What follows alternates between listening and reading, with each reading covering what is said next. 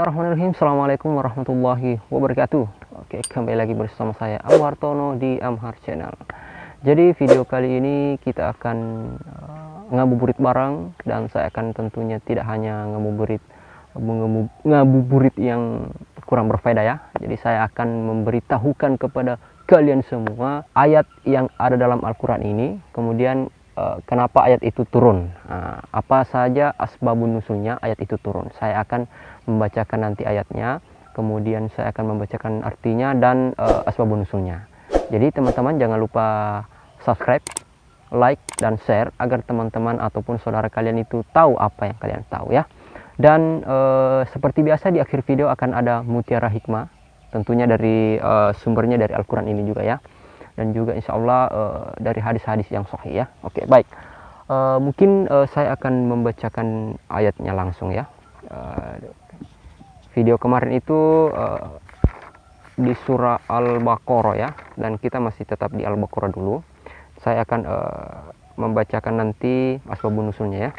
Oke, jadi saya akan langsung membacakan ayatnya yang mempunyai asbabun nusul ya. Di sini dikatakan di surah Al-Baqarah ayat 14 ya. A'udzu billahi minasyaitonir rajim. Bismillahirrahmanirrahim. وَإِذَا لَقُوا الَّذِينَ آمَنُوا قَالُوا آمَنَّا وَإِذَا خَلَوْا إِلَى شَيَاطِينِهِمْ قَالُوا إِنَّا مَعَكُمْ إِنَّمَا نَحْنُ مُسْتَهْزِئُونَ. Shadaqallahu azim.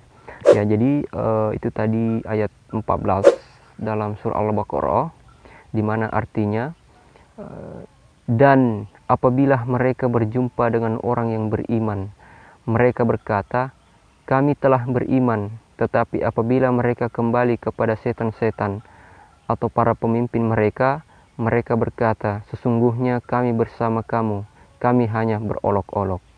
Ya, jadi adapun asbabun nusulnya turunnya ayat ini, di sini dikatakan bahwa diriwayatkan oleh Al-Khahid dan Tashlabi.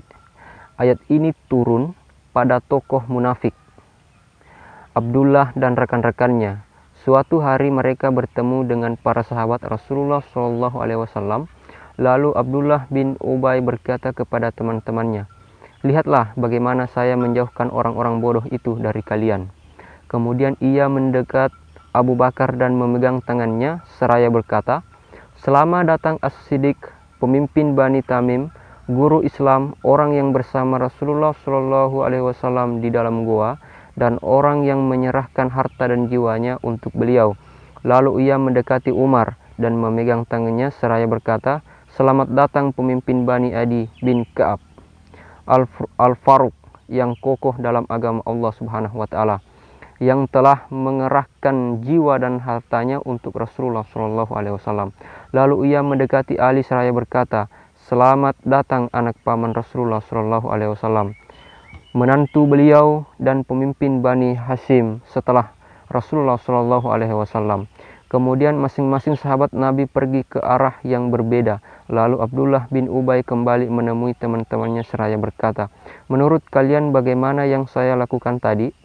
Karena itu, jika kalian melihat mereka berkumpul, lakukan saja apa yang kulakukan tadi. Teman-temannya memuji perbuatan Abdullah bin Ubay. Namun orang-orang muslim menemui Rasulullah SAW dan mengadukan perbuatannya, maka turunlah ayat ini. Ya, jadi seperti itulah asbabun nusulnya turunnya ayat 14 dalam surah Al-Baqarah. Ya, seperti itu ya. Baiklah, saya akan lanjut ke ayat selanjutnya masih dalam surah Al-Baqarah ya. Di sini ayat 19. A'udzu billahi minasyaitonir rajim. Bismillahirrahmanirrahim.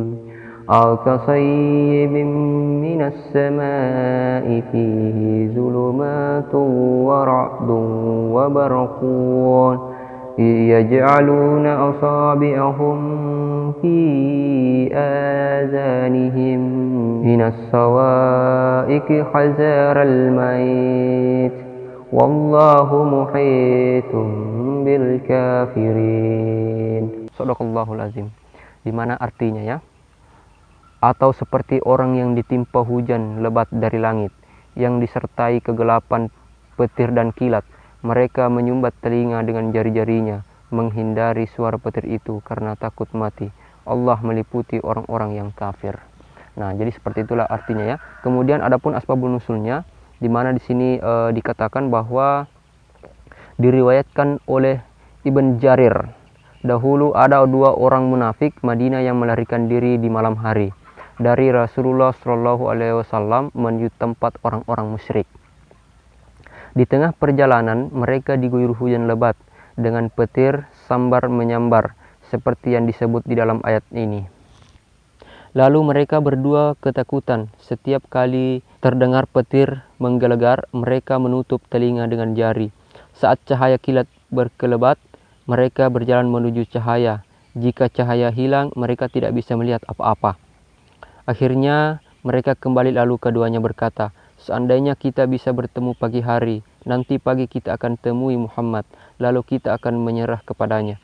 Saat pagi tiba, mereka menemui Rasulullah Shallallahu Alaihi Wasallam, lalu masuk Islam. Masya Allah. Mereka menyerahkan diri kepada beliau. Setelah itu, keduanya menjadi Muslim yang baik. Masya Allah. Bagus sekali ya. Ini asbabun nuzulnya ayat ini. Kemudian setiap kali orang munafik Madinah menghadiri majelis Rasulullah Shallallahu Alaihi Wasallam, mereka menutup telinga dengan jari-jari mereka agar tidak mendengar wahyu yang berkenaan dengan mereka seperti kedua orang munafik tadi. Ya, jadi seperti itulah asbabun nuzulnya ayat 19 dalam surah Al-Baqarah.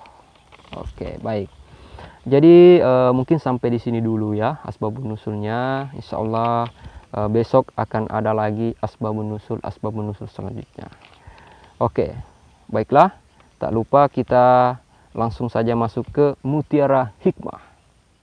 Ya nurul hilal aqbil ta'al fasyuqu tal.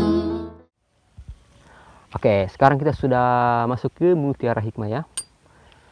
Jadi saya ambil dari Al-Quran ini juga. Sufyan bin Abdullah berkata, ya Rasulullah, terangkan kepadaku tentang Islam. Aku tidak akan bertanya lagi kepada orang lain. Lalu Rasulullah Shallallahu Alaihi Wasallam menjawab, katakan aku beriman kepada Allah, kemudian luruskan atau istiqomah. Hadis riwayat Muslim. Kemudian lanjut, berkata Ibn Qayyim Al-Jauziyah, di antara tipu daya setan adalah menyihir akal manusia agar dapat menipunya. Tidak ada yang selamat dari tipuannya kecuali orang yang dikehendaki oleh Allah Subhanahu wa taala.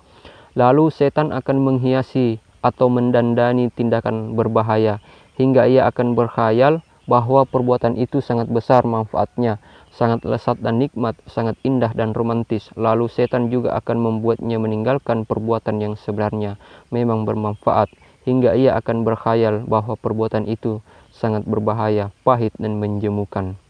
Ya, jadi di mana di dalam mutiara hikmah ini saya mengambil bahwa setan itu selalu memberikan kita tipu-tipuan ya. Seperti dikatakan di sini, walaupun itu mungkin perbuatan yang dimurkai oleh Allah Subhanahu wa taala, tapi setan menggoda bahwa itu baik untuk dirinya, itu baik untuk saya, seperti itu ya. Contohnya ya. Jadi seperti itu. Jadi setan itu tidak berhenti menggoda manusia sampai hari kiamat ya. Jadi marilah kita senantiasa berdoa kepada Allah Subhanahu wa taala agar kita dihindarkan dari perbuatan-perbuatan yang tentunya dilarang dan tidak diberkahi oleh Allah Subhanahu wa taala. Oke, baik, mungkin sampai di sini dulu pertemuan kita kali ini. Mudah-mudahan ada manfaatnya ya. Dan jangan lupa di subscribe, di share dan di like juga. Jangan lupa di komen juga di bawah kalau ada yang ingin kalian berikan saran kepada saya ataupun mungkin memberikan solusi ataupun apapun itu, silahkan komen di bawah ya. Oke, baik, jadi sampai di sini dulu video kali ini. dan sampai jumpa. Syukron. Wassalamualaikum warahmatullahi wabarakatuh.